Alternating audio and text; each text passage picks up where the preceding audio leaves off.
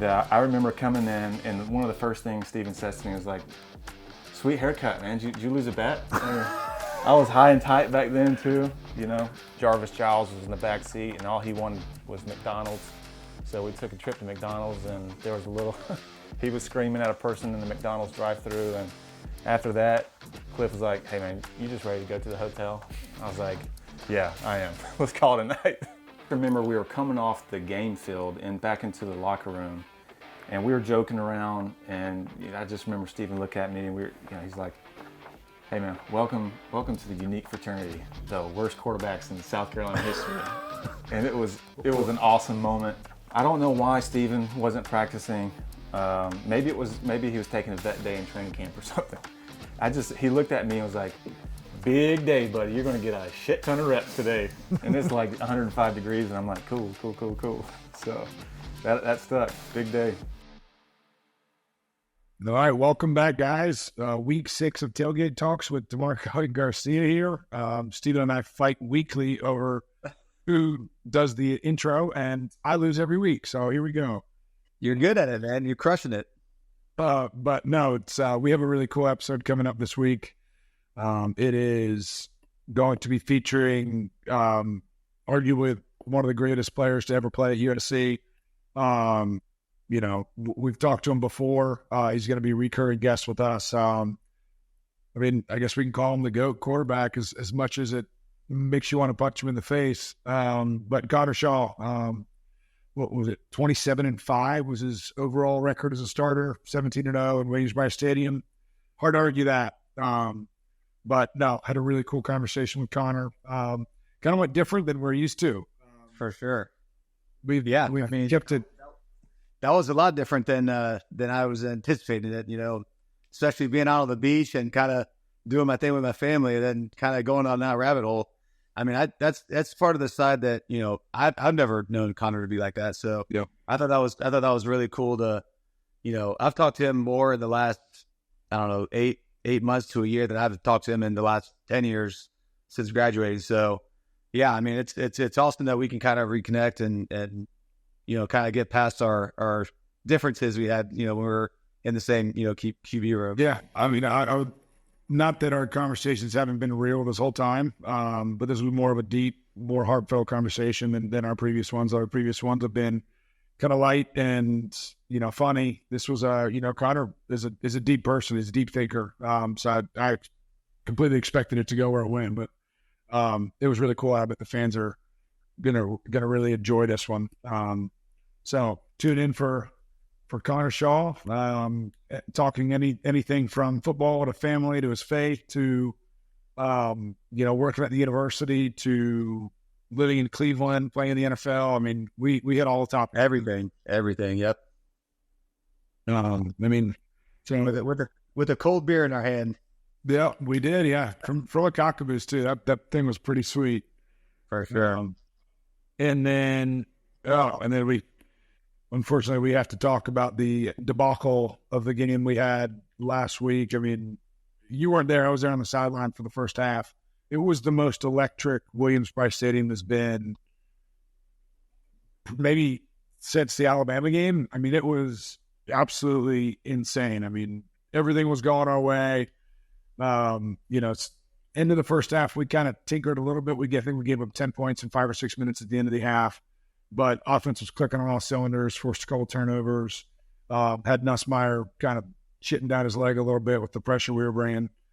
But unfortunately, those freaking zebras had to get in the way a little bit too much.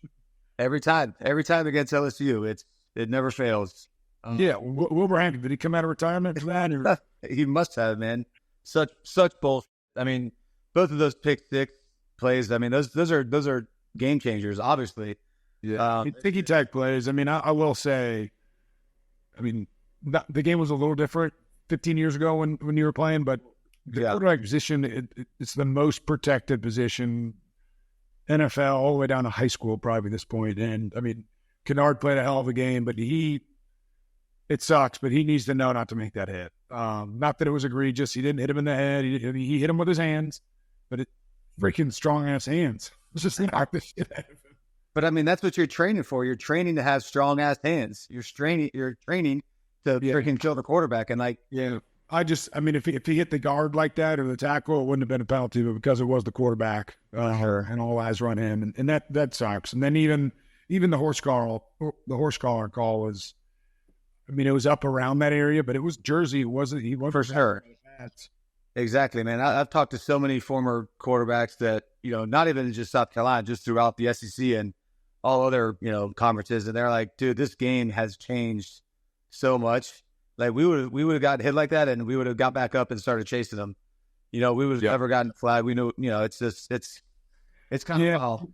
Yeah, then, the gray areas with the illegal receiver downfield and the offensive pass interference, it was just like every call that happened. I mean, there were 21 penalties in this game for over 200 yards. So both teams, it was pretty sloppy on both behalves. But I feel like the calls against them were blatant, like very obvious, like standard. Like every group's making that call. And some of the calls against us were just, come on, guys. Like, you're trying to take this away from us. Well, it was crazy, man. I'm obviously down here in Tampa, and I was sitting at one of the local watering holes with Cliff, and we're sitting there talking. It's like, man, how are these kids waking up at 4 o'clock in the morning and just getting absolutely torched? There's no way they're going to make it. I don't think they woke up. I don't think they ever went to bed. I mean, it's for how we just said, like the place was electric. And I remember, talking in our little group text and like, hey, man, how's the pulse at the stadium? And you were just, like, this is absolutely electric. And then it's like, all we need is a little spark right here. Next thing you know, he has a 75-yard touchdown, and it's like, oh, that's a pretty good spark. So yeah, I mean, deep in the second half, I mean, tail of two halves, we kind of controlled the ball. Lawrence made a stupid pass, second drive, throwing the pick when we were in plus territory. We were in field goal range, and I think it was third and long, and he just kind of chucked one up and got picked off in the end zone. But I mean, second half, we just never got in a rhythm. I mean, I think we went out 3 and out 4 times. We had a 3-play touchdown when that was when Rocket hit the big one up the middle. That was the third play of the drive. So, I mean, I did the math. The offense played 26 plays in the second half, 19 before the last drive to end the game. And the defense had 50 or 60 plays in the second half. So, I mean, you could tell they were just wearing down. And it showed, we missed a couple tackles that we were making prior. We're creating as much pressure. That running back from LSU, he was, I don't know if they put grease on him or something, but he was liquor through that shit, man. He was slippery. He was bouncing everywhere. Yeah, that's a good way to put it. Yeah, but that was definitely a frustrating game. To sit there and watch. And I was talking with, I forgot who it was, but it's like, man, when you play against a team like that and you got them on the ropes, you got to just step on their necks. You can't let them kind of hang around. But, I think the refs did a damn good job of letting them stick around for as long as possible. Yeah, I mean, dude, I will say, like I said earlier, the atmosphere was awesome. I think Williams-Brice Stadium in Columbia, South Carolina proved that it is worthy of a college game day every chance it has to come here. And I think with what Beamer's doing and building the culture and the team's playing hard, like, I don't think any of us had crazy expectations for the team this year. I thought 8-4, 7-5 was going to be a good season, which definitely still in play. But, I mean, they're coming out and they're playing hard. I mean, I think the last 2 games they've proven that, this is not, I think even moving forward, we have three really hard game stretch after Akron with Ole Miss, Alabama, and Oklahoma. But I would imagine those 3 teams are probably on high alert for South Carolina coming and wrecking havoc. No doubt, man. And, we, I don't know about you. I know we did the cut thing earlier, but I see us, as you mentioned earlier, these guys are going to play with their freaking hair on fire. It's a night game, first night game. I think they're going to try to just send an absolute message that they're here to play some ball. So yeah, I think Akron's unfortunate in a tough scenario right now. Yeah, they're walking into something they probably don't want to walk into. Yeah. Well, down. And I'm just hoping that these guys are not going to look. I mean, do we have a bye week after Akron? Yeah, got a bye week, and then we go into Ole Miss, Alabama, Oklahoma, and then we have another. I think we have another bye week right after that. So time to get fresh, refocus, and then go to the gauntlet of the schedule, and then get another bye week and go from there. But first night game this week coming up. So, Akron, obviously not a huge opponent, but definitely not a team you want to look over. But we got a pretty cool gig coming up with this Akron game. For sure, man. I'm looking forward to it. I know we talked about doing this. We just couldn't figure out which game, but it falls on this one. I think this is a perfect timing, because I think last week would have been, it was already mayhem in itself. But Stephen and I are going to be doing a true Tailgate Talks in Gamecock Park a couple hours before kickoff to the game. So we will be sharing on our social media accounts and everywhere else where we're going to be posted up. But we'd love for, we have several former players already lined up to come hang with us and chat with us, but we'd love to get some fans involved and take like an open mic Q&A type scenario. I guess we've been PG-13 for the most part. I guess for this we can go rated R a little bit. Yeah, I'm going rated R for sure. 100%. But no, it's going to be a lot of fun for us to be out there and mingle with all the fans. 80,000 plus in Williams-Brice Stadium, rocking and rolling every single week this fall. I know you guys have probably watched and listened or drinking a beer while you've listened to our show. Now it's time to drink a beer with us while we actually record the show. So I think it's going to be a huge hit and a lot of fun. And I'm looking forward to, rekindling with a couple of our former players. I know Justin Sorensen's coming in town. I think we talked with Ryan Brewer about swinging over, Stephen Flatt, Mike Flatt. So we're going to have a bunch of former Gamecocks around there. So, as you guys come as you'd like and come with questions, as Coach Spurrier told Stephen when I told him that he's going to pepper you with some questions, he goes, yeah, he can't do that. So bring it on. Let us see what you got. For sure. Yeah, it's going to be fun, man. I think, what time are you planning on starting? 3:30-ish, 3? Oh, man, I don't want to make it that long. 4:30 or 5. Well, I'm driving up from Tampa, so it made it better for me. Yeah, you're going to be on the go, but we'll let Dakota and the Gamecocks Plus producers lay all that stuff out, because we just show up and do what they tell us to do. Yep, for sure. It's going to be a blast, though, so y'all make sure you come out and say what's up to us. Yeah, make sure you check out this episode with Connor Shaw, and make sure you come swing by and see us in Gamecock Park for a little true Tailgate Talks with DeMarco and Garcia live from the Gamecock Village. Well, here we are, episode 6, Tailgate Talks with our guy Connor Shaw. Cheers, brother. Yep. Steve, we know we're several behind you, but cheers. Let's get this ball rolling. Let's do it. We are in an incredible venue right now.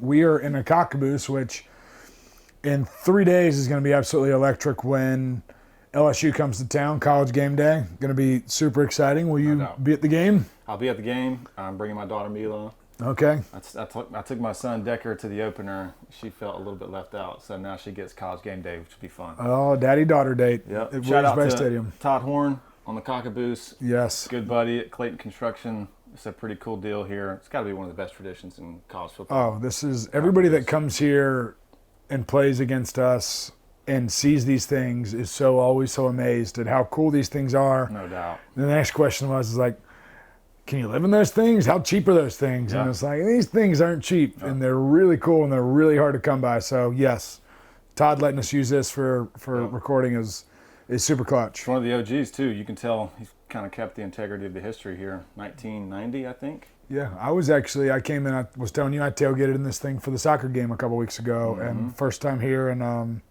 they're not large, but they're definitely really, really cool. They pack these things out, too. Yes. Thanks, Todd. Appreciate you, man. Appreciate you. All right, so jumping right in, played quarterback here. Both of you guys, you were with us for the quarterback roundtable. Yeah.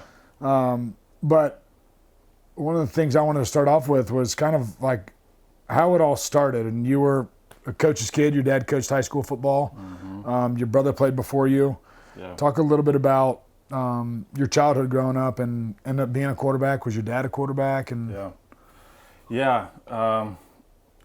really cool childhood. Very grateful that I was close to ball so closely. My dad played college at Western Carolina. He was a wide receiver, free safety, punt returner. My mom played college basketball at North Georgia. My dad's still coaching football. Older brother played quarterback for 2 years at Georgia Tech, then finished at Georgia Southern. And now coaching high school football at Greenville High School. So, I grew up in a locker room, and my parents made so many sacrifices between AAU basketball, travel league baseball. But I tell you what, man, like my dad had such a really unique way of instilling belief in his teams and obviously his children. And so just to be around that my whole childhood, like his high school players were my heroes. We learned at a very young age, like a high level of discipline and what it took to work hard. Also held us accountable, like team aspect. So we got it pretty honest and really how to be competitive. We competed in everything that we did. I mean, I had competitive siblings and had the benefit of being a younger brother.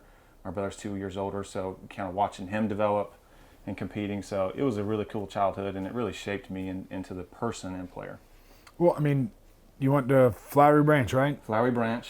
It's right there where I played in Atlanta. I remember kind of hearing more about Flowery Branch. I knew you went there before I went there, but living right there in the backyard, it's pretty cool. I mean, North Georgia, the football there matters.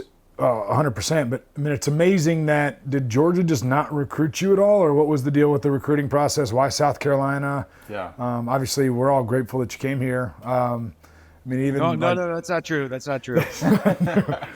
Well, from the legacy that was left, and you guys had a heck of a little battle that we'll talk about here later. But like, why South Carolina? We talked about it a little bit at the round table. Why South Carolina?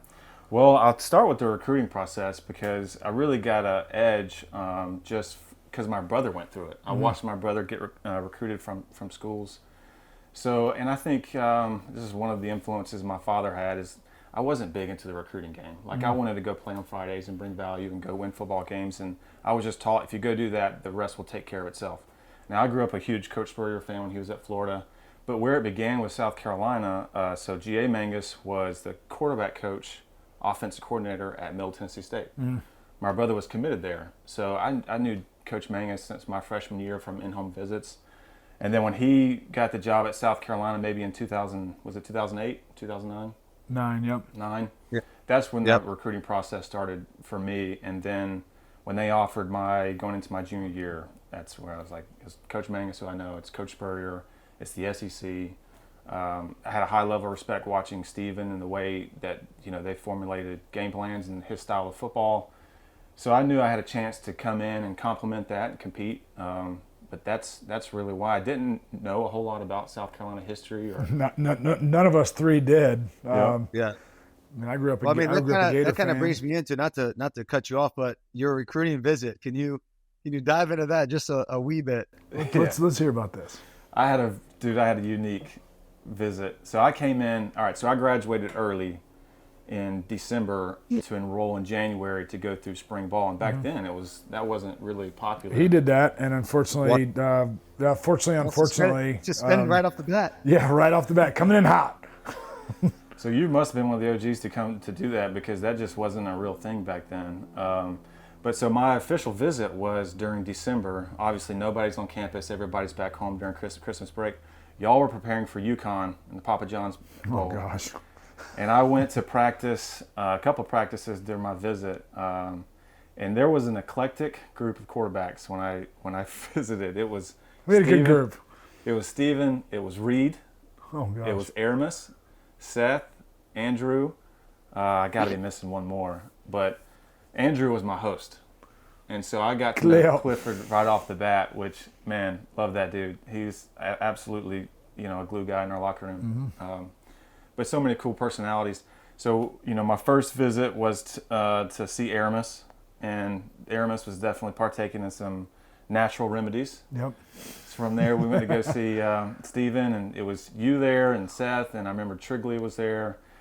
And I remember coming in, and one of the first things Stephen says to me was like, "Sweet haircut, man. Did you lose a bet?" I was high and tight back then, too,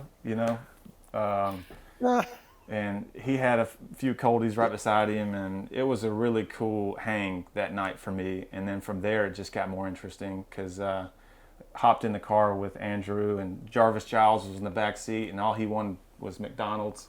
So we took a trip to McDonald's, and there was a little, he was screaming at a person in the McDonald's drive-thru, and after that, Cliff was like, "Hey man, you just ready to go to the hotel?" I was like, "Yeah, I am. Let's call it a night." Because you weren't much of a drinker then, were you? No. So some of the places we were going to go and go see Reed, and Andrew just kind of asked a couple of questions on, do you do this? Do you want to go? And I'm like, maybe not.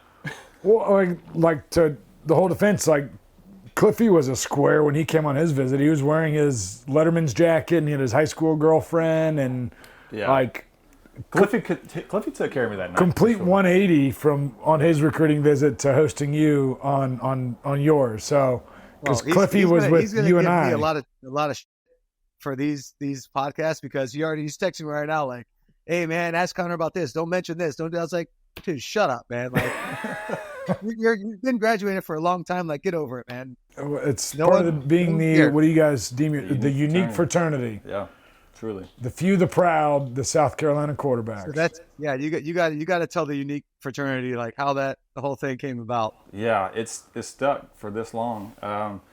Man, I think it might have been after a spring practice. I just remember we were coming off the game field and back into the locker room, and we were joking around. And I just remember Stephen look at me, and he's like, "Hey man, welcome to the unique fraternity, the worst quarterbacks in South Carolina history." And it was an awesome moment. And unique fraternity is exactly that. You guys flipped that shit on its head. Yeah, well, I mean, we were a special group of people. Like, again, we had some awesome personalities in that room that complemented each other. And, we took pride in being the quarterbacks that played for Coach Spurrier, too. I mean, if you go talk to, like, Danny Warfel, all these guys can't help but to smile thinking about the memories playing for Coach, knowing that it wasn't always easy, it wasn't always fun. We all have that in common, but there's a high level of pride and respect that comes along with that. And, we had fun competing against each other. And I think, the relationship probably started from that, just the competitors that we were and how we prepared and the fun that we had too. But yeah, we are the unique. Well, I remember when you and I went and played golf probably 2, maybe 3 years ago. Had a few of these on the golf course, and then went to dinner afterwards. And one of the guys we played golf with was kind of like talking a little bit about Coach Spurrier. Yeah. And I remember he got up and went to the bathroom, and you leaned into me and you said, "Pat, if he says one more thing about Coach, I might lean across the table and punch him right in his face." And I was like, "I absolutely love that, and I'll punch him with you if it happens." And thankfully he stopped. Yeah. But it was definitely a cool moment to see you take up for your coach. Not that he was bad-mouthing him much, but it had something to do with the 2015 exit and all that, which he opened up on our podcast about and was wide open. But we talked at Halls about you coming in and having a chip on your shoulder and an edge, and the competitor that you were throughout your time at Carolina. You came in here day one with that edge. Does that attribute to having older brothers? I mean, Stephen, you had older brothers that played college football too. Like I think that you two were some of the ultimate competitors here. Can both of y'all talk about having older brothers? That I had an older sister. She didn't play college sports. Y'all lean into that a little bit of what that was like growing up. I mean, I just remember getting my ass beat all the time. I mean, I had 2 older brothers that were on the defensive side of the ball, and they were obviously a lot bigger. And I think that's where I get a little more of my edge, my kind of don't give a shit meter, just because I just got my ass beat all the time, and eventually I started whipping their ass, so it kind of worked out. But yeah, I mean, I think having those brothers that kind of show you the direction, but don't tell you exactly how to do it. You kind of got to find your own way. I feel like that's a huge step in the development. Connor, you mentioned your brother played quarterback, and I mean, I wish my brothers would have played quarterback so they could have told me not to do some of the stupid ass shit that I did. But you live and learn. But yeah, I'm forever grateful for them and what they taught me. And I mean, the show goes on. Similar story. I mean, 2 years older, my brother, and really good at everything he did. So he was like my hero growing up, and we were very close, still very close. But I got my ass beat too. I mean, literally, we competed in everything from video games to playing in the backyard to basketball, football, baseball, and just that development. Just I think I wanted to be him at some point, and then as I got older, I wanted to beat him. And Right. I think we had the benefit of going through that experience. Yeah, I mean, I guess mine is just different because I had Uncle Chris. He was the youngest of 3 boys. My dad was the oldest. Chris obviously went to Florida, was an All-American there, golf, went on to play on the PGA Tour for a long time. But to grow up in that atmosphere, I mean, when we were in college, Stephen, he was playing at Augusta. We went down to Hilton Head and watched him play down there at Harbortown. So like a really cool experience, but him being the youngest of 3 boys, I was the oldest grandson. I caught that from Uncle Chris. Like I was basically his little brother, and he would beat the shit out of me and, toss me around in the pool, and I was the competitor that he always wanted to beat, and I always wanted to beat him. Kind of a different dynamic, but a cool way, I guess, of me somehow timing into that conversation. Yep. For sure. And, he was the first person I ever saw with an iPhone. That's true. The iPhone, do you remember the iPhone? I do. I do remember that. I do. Very well. Oh, good. Hey, Connor, so Masha wanted me to ask you, she goes, please ask Connor about his big, big day he had ahead of him. Oh, I didn't hear about the big day. Man, look, I got fragments of memory on this. I just remember in the locker room, I don't know why Stephen wasn't practicing. Maybe he was taking a vet day in training camp or something. He looked at me and was like, big day, buddy. You're going to get a shit ton of reps today. And it's like 105 degrees, and I'm like, cool. So that stuck. Big day. But, I mean, in that, like, we talk about getting the opportunities to compete, and that was, somebody else missing out on those reps and you taking advantage of them. All that's a part of development and growth, and the good, bad, and the ugly. Yeah, well, I mean, let's just stay in that little, topic from development too, because I had the benefit of Stephen. We competed really hard. It's not like we have the relationship that we do now back then. And for sure. It's because we are both winners. And look, if you're a quarterback and you got quarterbacks in the room that are not alphas, then your starting quarterback's probably not worth the crap. Yeah, your team's probably not worth the crap. And your team's not worth the crap. So we had a couple of alphas in that room, and Dylan also came in and pushed us. But I had the benefit of developing under Stephen my freshman year. We competed in the off season, of course, in the weight room and strength conditioning with Coach Fitz during camp. But I saw him the way that he played, and I remember specifically my sophomore year, I had a really good camp, and I was named a starter going into the beginning of that year against East Carolina. And still remember that conversation in Coach Spurrier's office like 2 days before Saturday. Maybe that was a Thursday game. I can't remember now. But learned very quickly that preparation in camp, competing in camp is very different than preparation going into Saturdays game day. And I remember just going into that trying to be perfect and being not as experienced, and then getting benched and Stephen coming in. And I just remember the level of confidence and experience and freedom that he played with, and it ignited that stadium. I remember it was maybe a quarterback draw or a scramble. He ran somebody over. Ace Sanders, returned a punt return for a touchdown. I think he had Georgia. A couple of deep balls to Alshon that game, and it was a great moment for me. There was a lot of growth through those 2 years playing under Stephen and competing with him. But again, it's really hard for freshmen to come in and play at this stage. And I'm grateful for, like, those moments against Auburn my freshman year, getting thrown in the fire and throwing 2 picks and losing that game. Like, all those moments of failure grew me, and those moments developing under Stephen. Like, look, competition brings out the best in each other, and we made each other better, for sure. It worked out pretty well for you, man. I mean, you are the SC GOAT. I mean, I don't think there's any debate about it. I don't want to sit here and grass, but I mean, let's just it is what it is. You know how much that pains me to say that? Just so we're clear. It hurts me to say that, but it is what it is, man. Like, and I'm so thankful for the relationship that we have now. Same here. After all these years, as opposed to, man, to hell with that kid. Like, he took my stuff. It's, there's none of that, man. And I'm truly grateful for the relationship that we have. And I mean, even Pat, dude, like we were roommates, and we didn't always get along. You know? Oh, we butted heads a bunch. We were toe to toe several times.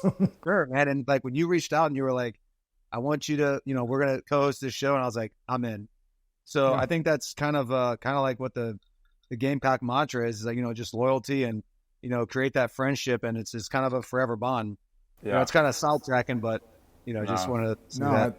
I completely feel it. I appreciate you saying that. I also played at the right time. I mean, we're not dummies. Like, I had a pretty good team too. Yeah. To benefit from. And I think we talked about this at the round table, but like, it's easy to talk about 2011, 12, and 13, and 2010, of course, because you see the fruits of the labor. And there's so much that went in before that. I mean, I stepped into a good situation. My freshman class was pretty talented. Marcus Lattimore, Ace Sanders that played early. Then you have Jadavian coming in. But we stepped into a locker room that had veteran presence and a veteran leadership. I think of you, Stephen, and Patrick. I think of T.J. Johnson. I think of Travian Robertson. I think of Shaq Wilson. Yep. All the crap that y'all went through, from Black Iron to transition with Fitz, and I just remember how difficult things were. And then the relationship that we have, I really think has blossomed from a level of respect of how we went about our business. It's easy to talk about we love each other and all that stuff, but I think this type of love and relationship is formed through fire, and we went through it. Well, I remember the winter workouts and the stuff that Fitz made us do, the one-on-one competition and the aspect of offense versus defense, and it grew that respect for each other. But, I mean, man in the ring holding that pad, remember when we held that? We had like a 75, 80-pound water jug that was basically tug of war. You had to drag the man across from you. Oh, yeah. 10 yards. Like, I remember... Like, it would have been very easy to make business decisions and just sit there and fold, but that wasn't that wasn't in our DNA, and it showed Monday through Friday on the practice field. We competed like crazy against each other, and then it carried over on Saturdays. And I mean, I went through and I was looking back through the stats of the 2011 season and the struggles you had. ECU, Stephen coming in after not winning the starting nod, but finishing that game. And then, Stephen, you played the next 5 games at an extremely high level, and that led into Auburn and kind of you eventually getting kicked off the team, and then Connor, going and running with it. But it was a very interesting dynamic because, I mean, Alshon, Torrey Gurley, Marcus, Busta. I mean, there was a lot of talent on that offense side of the ball that, that went through the early times with Stephen. I mean, Stephen, we missed a bowl game our freshman year, went 7-7, or 6-6, 7-7, 9-3. I mean, we talked about it with Coach Beamer, the ups and downs and the growth of that, the peaks and the valleys. But, in 2011, like, it just started going. Yeah. Well, a lot of it was just learned. It wasn't like it was created day one. And I think that's why I wish Gamecock lore would talk more about 07, 08, 09.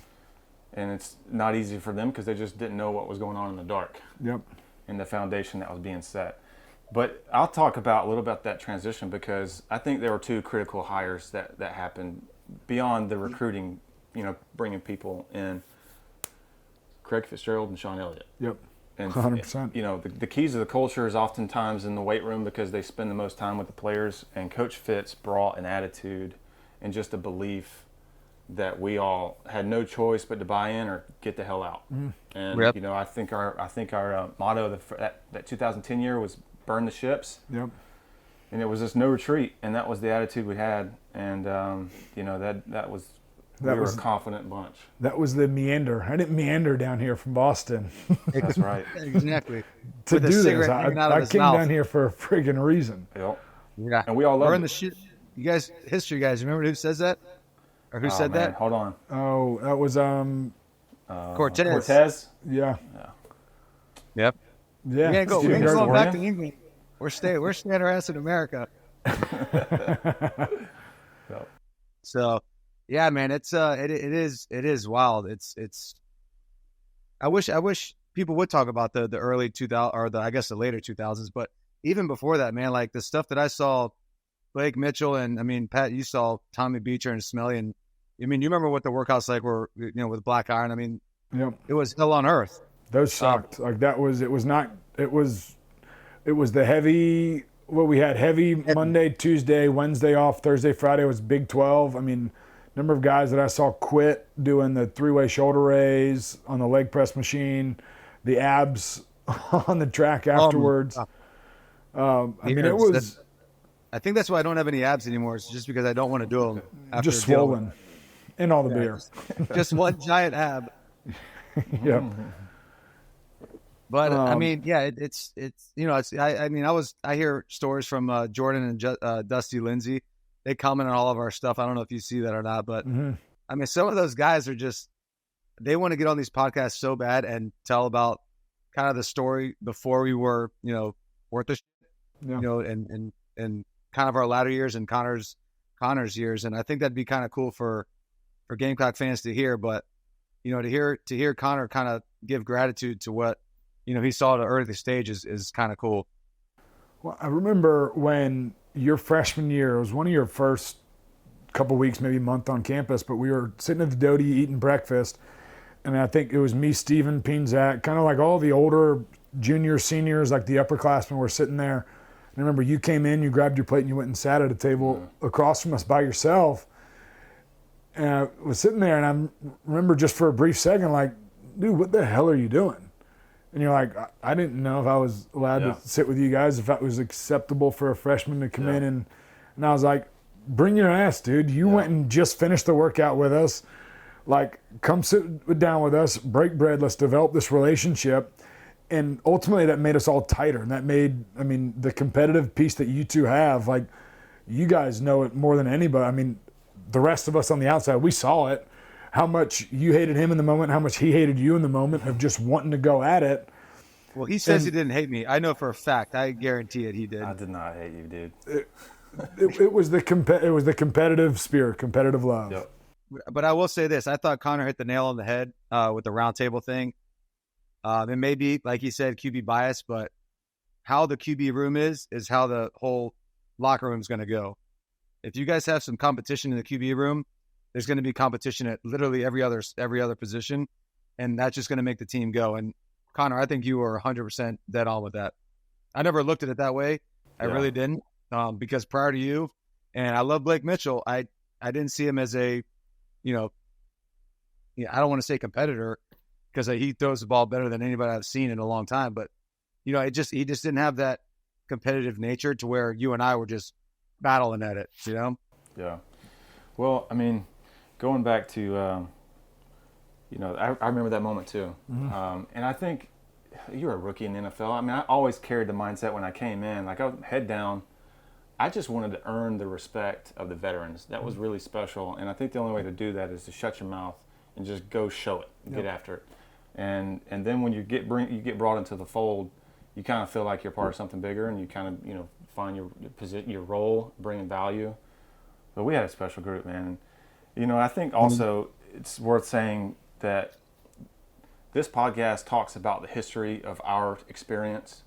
I know y'all talk about current times too, but everything that we say is not a comparison to this day. Not that y'all would assume that, but there is an evolution that comes with it, and those guys are still getting after it. But it's the game has changed too. The how you treat players sometimes has to change. But I'm not shy in saying that I'm grateful in the era that we played. No doubt. Like we've talked about, if you give extra dollars, especially in this guy's hands, I mean, it probably wouldn't have been. It probably wouldn't have been good. Probably wouldn't have been good for me. Wouldn't have been good for our generation either. We had an edge, and the $40 we got of weekend money, we thought we were rich with $40. Yeah, no doubt. And I'm grateful for that because I had enough stressors and distractions going on as is, and you put a little extra money in your pocket, and then having to do this deliverable and this deliverable, this appearance, autograph signing, like that would have been tough to manage, tough to navigate. A complete nightmare because it would be professional sports. Right. But respect to those players, we said on the round table, respect to those players are having to grow up quick. Yep. Because I'm sure it's not easy on them too. You said it, like, as coach speak, you hear a bunch of great coaches talk about it, that the number one enemy to success can be distractions. And this can be a distraction if those guys are not being guided and taught and mentorship. And fortunately here at Carolina, you do have that. And they do put a lot of emphasis on developing young men. especially going through this. But glad I didn't have to navigate it. So played for Dan Quinn in Atlanta for 2 years. Still, like, in my opinion, one of the gold standards when it comes to a head coach.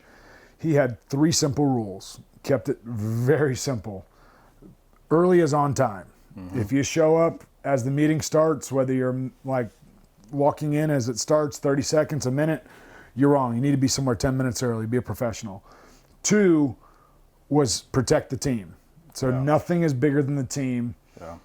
And number 3 was ignore the noise and all the stuff that happens outside. And I feel like we tried our best, and it was a lot easier era to do that because social media wasn't a thing. Right. But to ignore the noise, nothing outside of this locker room really matters. The team is at the core, everything that matters, and collectively us together, if there's drama, let's squash it. I mean, I remember, I mean, this was probably before your time, but do you remember the Gamecock in our locker room? I mean, that was, if there was a tussle, go line up on the Gamecock, and there were boxing matches, and there was stuff that happened on that Gamecock in the locker room that, you know, that's where stuff got handled, and it got handled in the locker room, and it didn't transfer out. And I think that was a mature piece, immature piece of us to, you know, handle our differences together as a team, and we did that. You know, I've been a part of good teams. I've been a part of back-to-back 3-13 teams in the NFL, and I really do think that the best cultures are player-led. And obviously it starts at the top, and coaches empowering the players and the veterans and identifying those leaders by going through tough stuff in the offseason to see how they respond and handle it. But when you do have that presence in the locker room, it's one thing coming from a coach all the time. When it comes from a player, it hits different. And we had that. I mean, you know, there was a standard in place of how you do certain things, and if we didn't meet the standard, you had guys like DJ Swearinger who was not afraid to call you out on it. And it came from a place where the only way for us to get better and to win football games and to be who we think we can be is for us to be that way. Yeah, I mean, well, there's 100 different ways to lead too. Like I feel like you and I were more the lead by example type guys, or Stephen, DJ, Melvin, some of these other bigger personalities like would go there and call you out and get in front of your face, and like that wasn't my style, that wasn't your style, but it's needed. There's a very good balance that's needed of both of those, and having the coaches entrust the leaders in place. And I think that was a big thing with Fitz, was in the off season we created teams within the team to compete against each other, and there was always one leader who was the accountability guy, who was in charge of his team. If guys were late, everybody was showing up, everybody on that team was showing up, so you were accountable not only to the big team but also your individual team.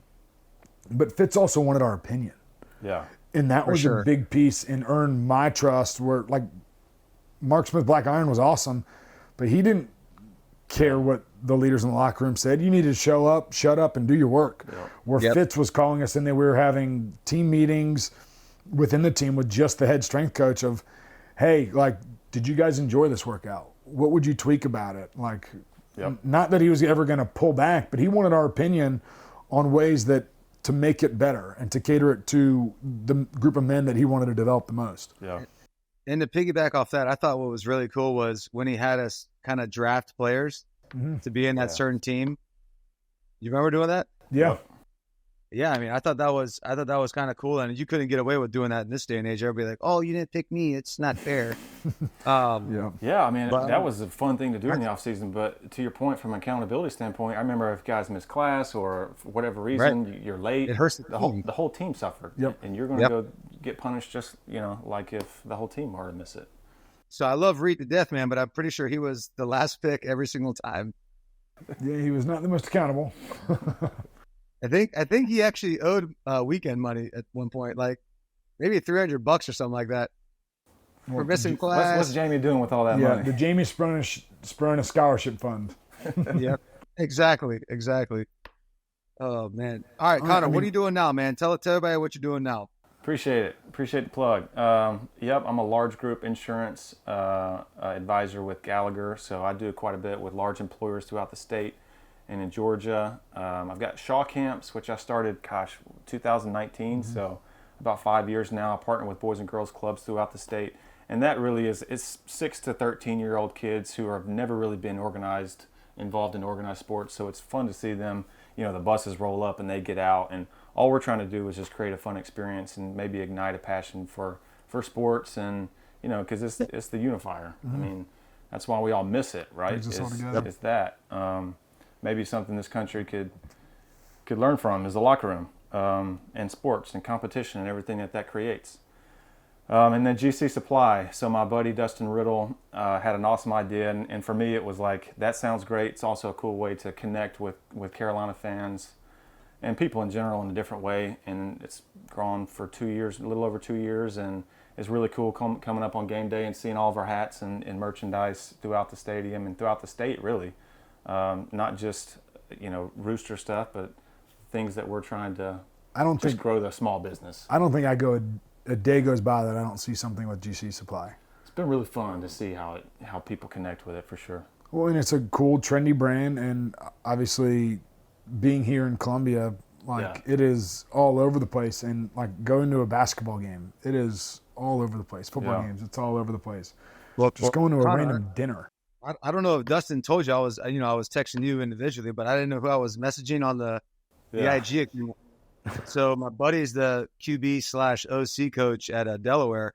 He's like, dude, I want that same hat in Delaware colors. I love it. Yeah, we'd love to branch into that and partner with high schools. I'm coaching youth flag football for River Bluff Youth Sports, my son's flag football team, and we sponsored hats for the little kids on all the teams and the coaches, and just to do something like that too. I mean, it's the little things that create fun experiences, and it's pretty cool to be behind something that can deliver that. Yeah, well, I mean, I can say it's obviously a good brand because someone stole my freaking Masters hat in Charlotte. No. Airport. We got more. Don't worry. I mean, I can say that part of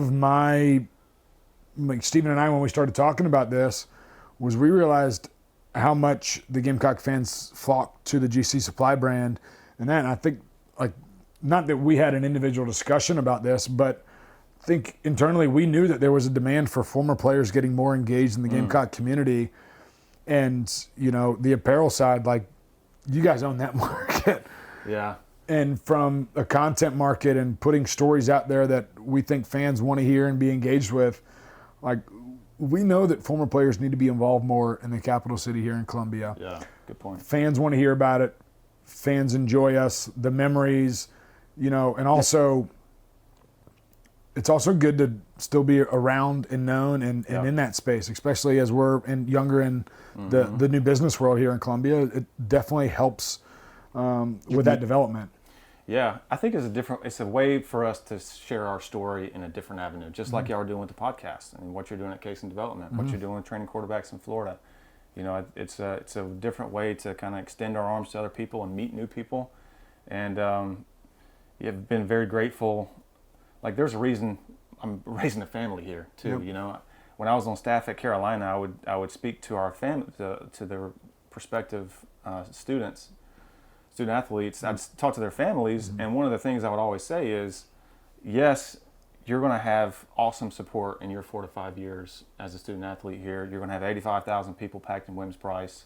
You're going to have every opportunity and resource to be exactly who you want to be. What I'm more grateful for is the support that I've received, that y'all understand too, because you receive it when you hang that helmet up. Fan base, everybody's showing up for you. That's not the truth everywhere, and I believe it to be true because we've all had that experience post graduation.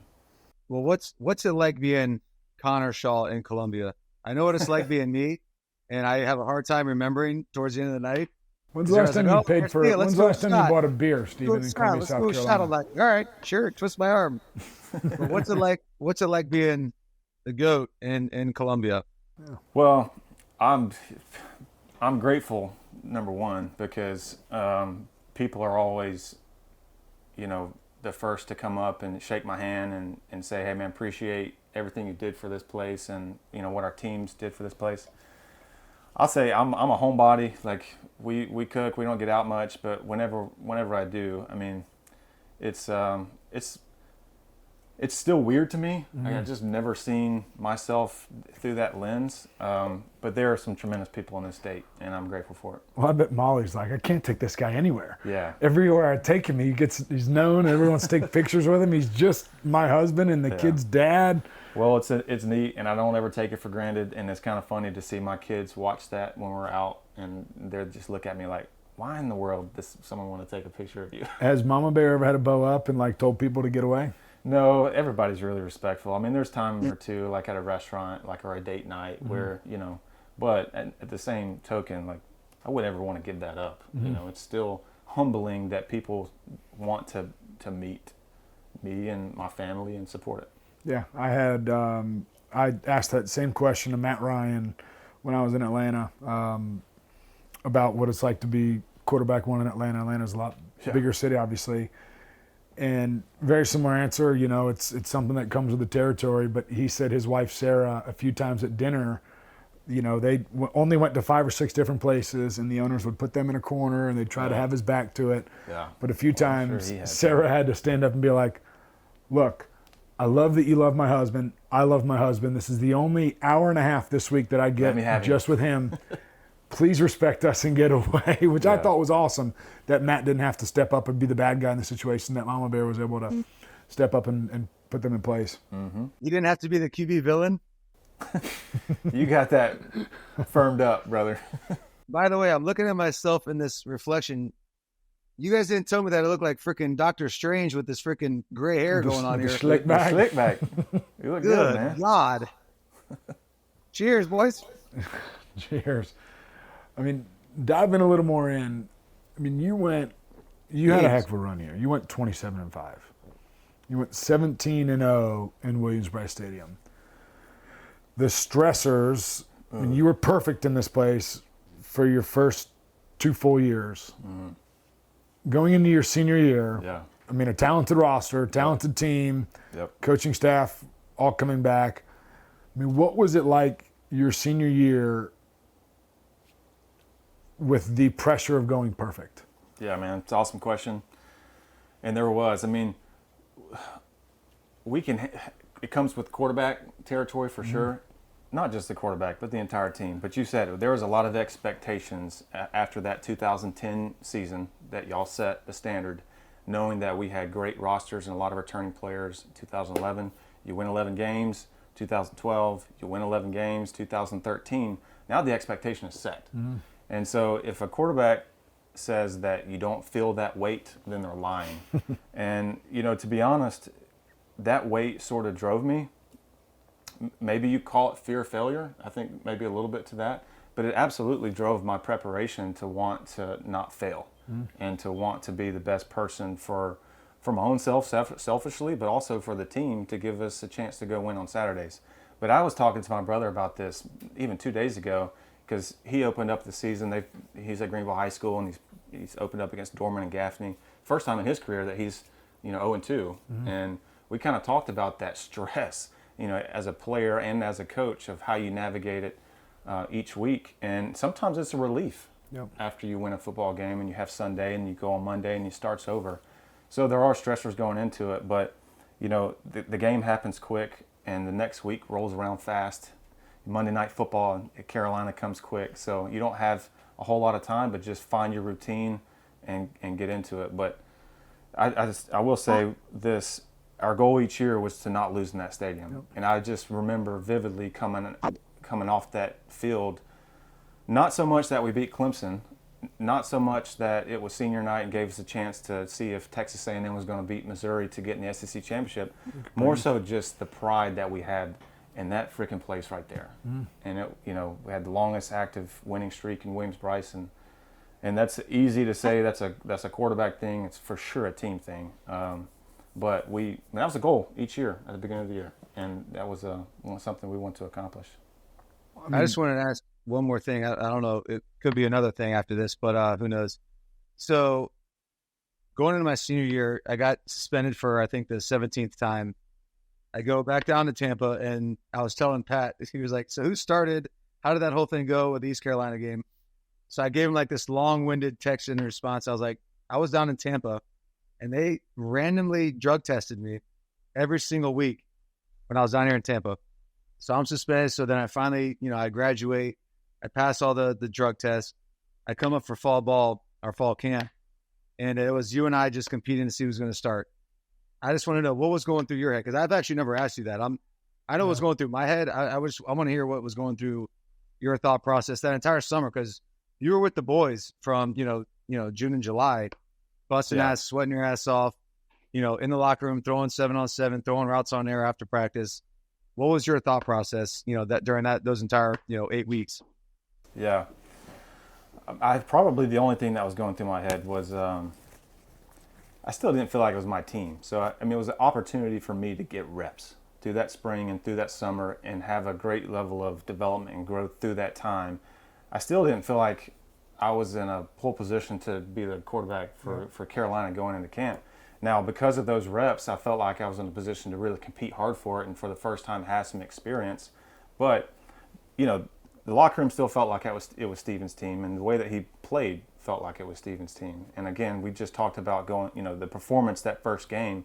And I remember being really disappointed after the East Carolina game. Not that Stephen played, and obviously I was pumped that we won. It was just I didn't take advantage of the opportunity after having a full spring and a full summer of reps, and a lot of reps as rotating at quarterback in camp, and that I didn't deliver and I'm wondering when that next opportunity was going to come. Yeah, neither of you guys played under a guy that was easy to play for either, with Coach Spurrier. And his expectation was I think the only reason that all three of us had the success we had because we had high expectations for ourselves. Yep. His expectations for us were monumentally bigger than what we had for ourselves. So speak a little bit about your relationship with Coach Spurrier, how it was back then, what it is now, just what all he meant to you. Yeah. Well, my room was blue and orange as a kid because of him. So playing for him was like, man, this is real life. Mm-hmm. As a player, found out quick that this was probably going to be a really challenging love-hate relationship. Mm-hmm. But I think that's also why we wanted to play for him. And if you don't have that type of relationship with your head coach, something's kind of wrong. Mm-hmm. And I think that those high levels of expectation that maybe we didn't have for ourselves, he drew it out. He was going to find a way to get our potential out of us. And it was difficult because you didn't know if you were going to get pulled after a couple of mistakes. There wasn't a whole lot you could expect from him other than he's going to dial it up on Saturdays, and he's going to put the guy that he thinks can go make plays on the field. And I think it groomed us to just try to be in the moment with each rep, and there was a little bit of looking over your shoulder. And for me, it was like, you got to get past this. And eventually I did, and I think it was a credit to our relationships in the quarterback room too. But look, I'm not going to sit here and say it was fun. Yep. Because I love Dylan to death. I wanted to play. Yeah, he was pushing you every step of the way. Stephen wanted to play. We all want to play. We're all competitors and wanted to play. But I do think that that attributed to the level of performance and the competition that we had on our team. I think that and just the level of respect that we had for each other. Obviously seeing you play in practice, I'm like, this son, he can play. So, to your point, when you were constantly looking over your shoulder, you make one bad mistake, Coach Spurrier's gonna, all right, yeah, next guy up. It's like, damn, I made one bad read, dude. Like, give me a breather. I hope you don't mind me saying this, because this was kind of my experience just playing under you and watching from the sidelines and then playing after you. 2010, there was a handful of games that whole year really you played at a high level, and with a level of freedom too, where you're playing your game, your style of football. And I just remember there was such a shift, probably a little bit from the off-season stuff going into 2011. But I remember, again, trying to be perfect against East Carolina, you coming in and you're playing your style of ball. There was a level of confidence and freedom and experience. And then I just kind of watched that sort of your mindset, and correct me if I'm wrong, just the relationship with you and Spurrier that year, where there was a little bit of paralysis going on, because it seemed like that relationship sort of affected to your, you were looking. You had to be perfect. It felt like, from my perspective, it felt like that you felt like you had to be perfect, and I think that sort of influenced your game, because I just remembered the level of, 2009, my recruiting visit against Florida. Like, when you played free and Garcia's type of football, it was damn good. We were damn good because of it. And it was a moment for me after watching that. It was like, all right, if I ever get another opportunity, I'm playing my style of football. Mm-hmm. And I ran around a lot. Coach Spurrier was like, "You're 66% runner. You just can't see. You just won't throw it. That's all right. That's all right." But no, it allowed me to just go play my game, man. If we stay on the field and go score points, like, that's the name of the game. And that was a moment, a learning lesson, right, watching you. I think that's a great term to use, is paralysis. This guy made me shave my face. He doesn't want to admit it, but he made me shave my face before we played Georgia in Athens in 2011. Yeah. He's like, if you don't shave your face, you're not playing this game. And I was like, I'm not doing it. I look like a freaking hippopotamus. I'm not doing it. And then he's like, if you don't shave, you're not playing. So I was like, all right, man, where's the damn razor? And we won. Melvin had, his 2 touchdown game, and Jadeveon had all those sacks. He's like, hey, you know why we won? Because you shaved your face. I'm like, yeah, coach, you're right. 100%, coach. Definitely. 100%.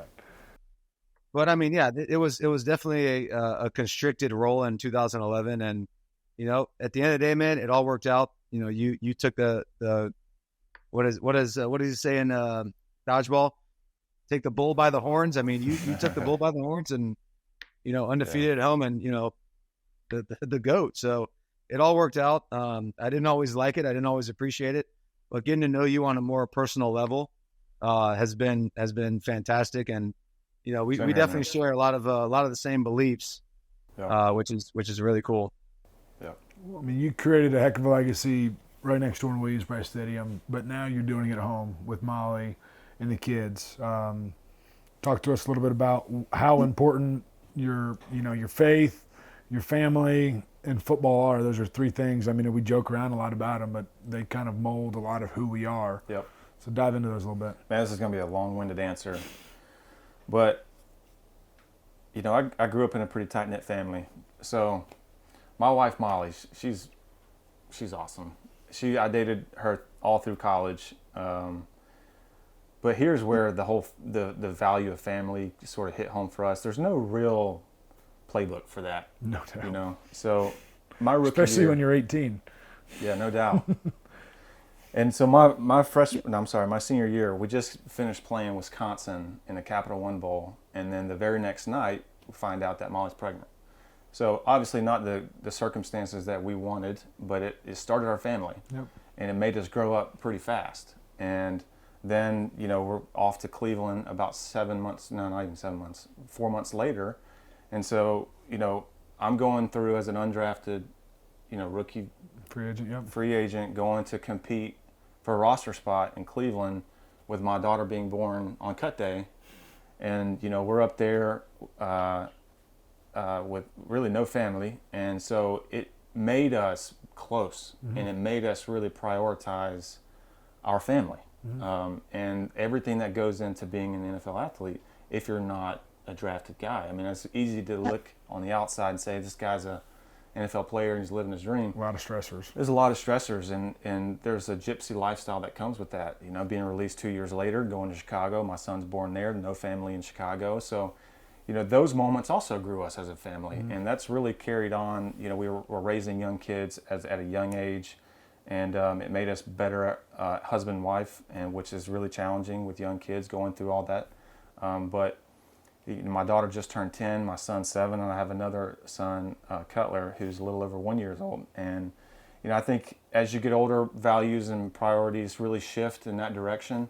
And it's the greatest thing. It's the greatest thing ever. And you just we live our life with a view of growing really independent and confident children, and point them to the daddy in the big seat, and it's a journey every day, and it's a worthy journey for sure. I mean, a different experience, Stephen. I mean, talk about, you were a freshman when Memphis was born. Talk 18 years old. talk about going through college, with Memphis down in Tampa, all the stressors of being QB1, being a student athlete, being a dad. I mean, I remember, it was really cool. I was your roommate for 2.5 years, but to see you go from being, the party animal QB1 to when Memphis was up here, you were dad.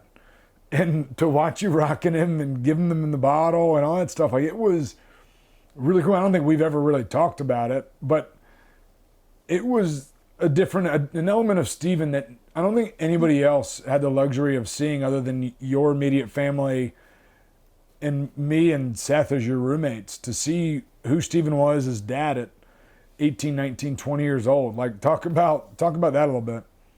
Oh, it was definitely an eye opener, and having that conversation with Coach Spurrier that's a conversation for another day. That's actually that's going to be an off air deal because he may get canceled with some of the stuff he said. It was pretty funny.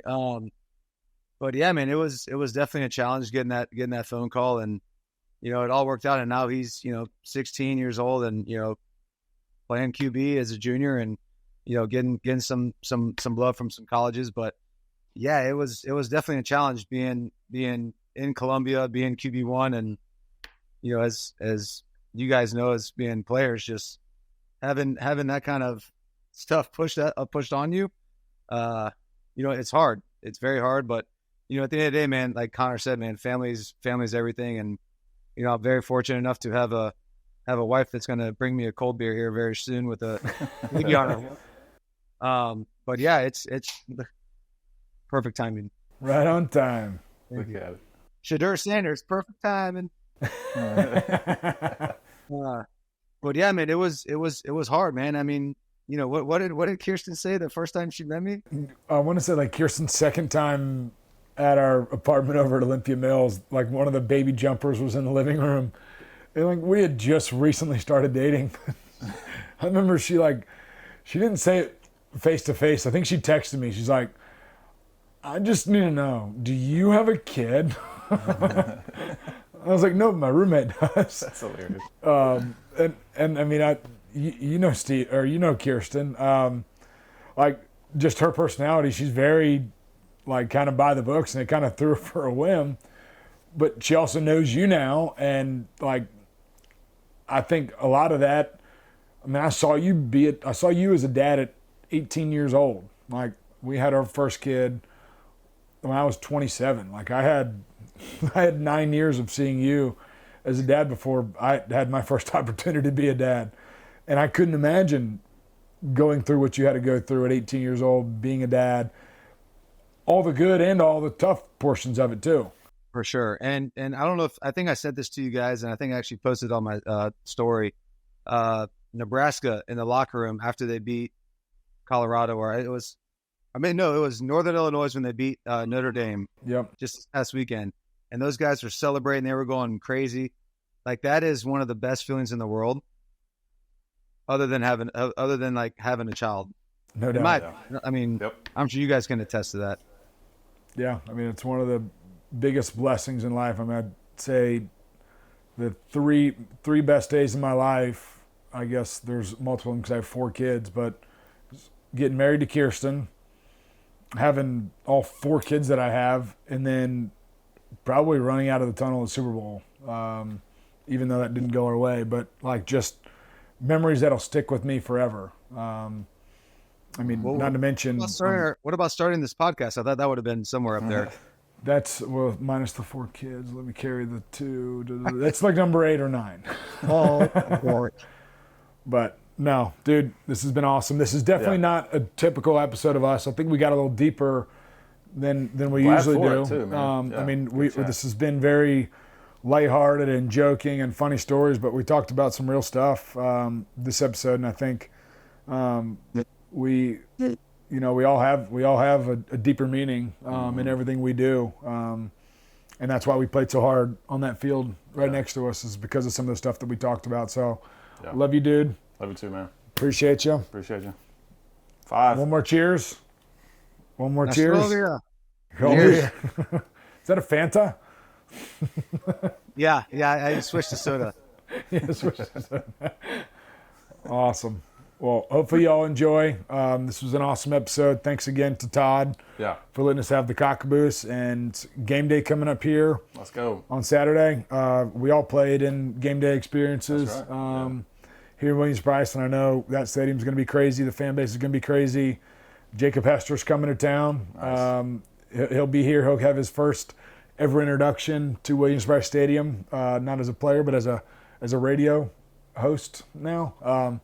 You guys all played at LSU? Did you play at LSU? Yep, played at LSU in 2000. No, you didn't come. 2008? Nope. Coach Reeves put me on a playbook. 2007. He put me on a playbook like pop quiz, and I think I got like 2 of them right. So he's like, "You are not effing traveling." I was like, "All right, well, I'll see." Hey, so I called my boys in Orlando at UCF. I was like, "Hey, man, I'm not traveling. I'll see you guys in about 4 hours."